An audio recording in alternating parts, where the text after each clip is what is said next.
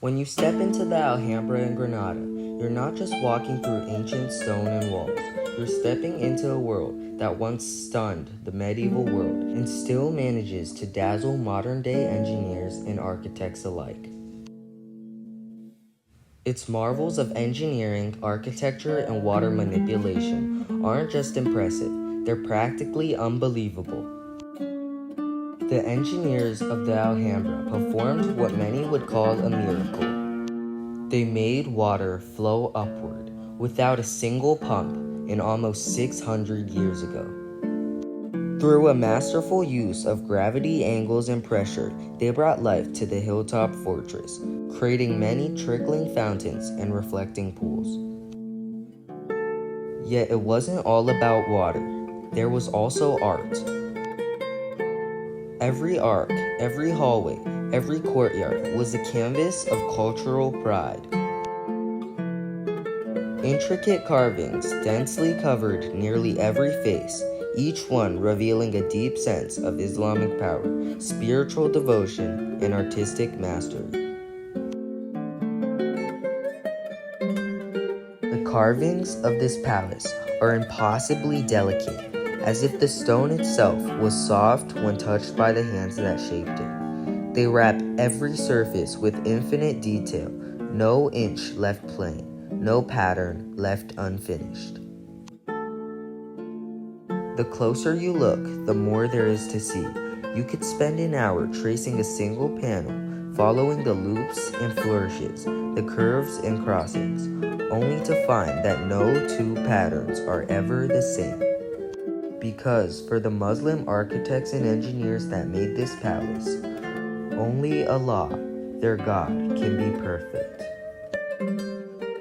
Not just patterns, but words from the Quran flow in beauty across archways and walls.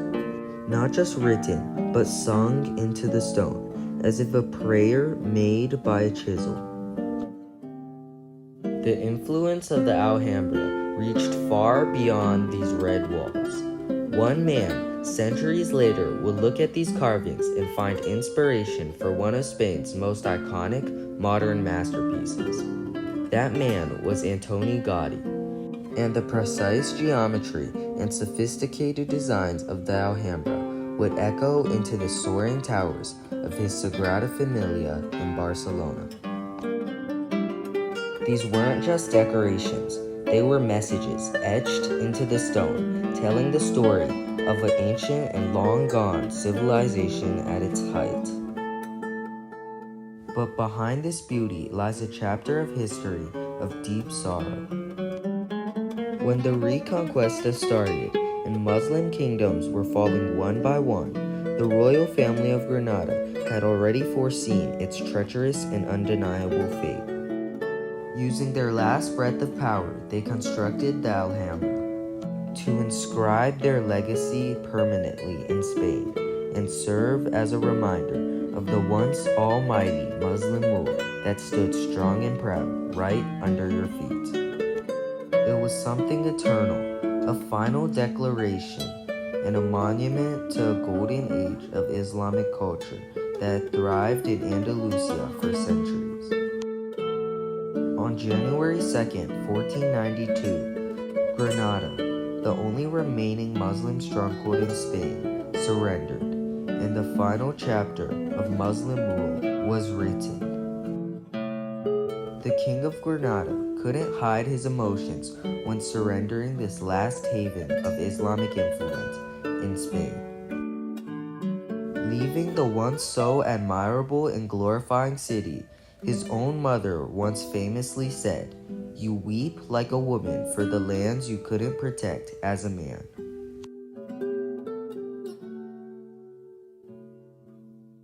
Yet centuries later, it still remains.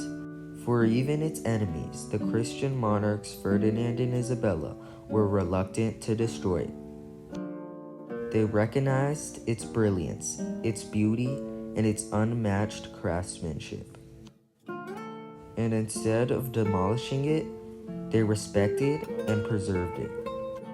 And even choosing not to be buried in their hometowns or in grand cathedrals elsewhere, but right here in Granada.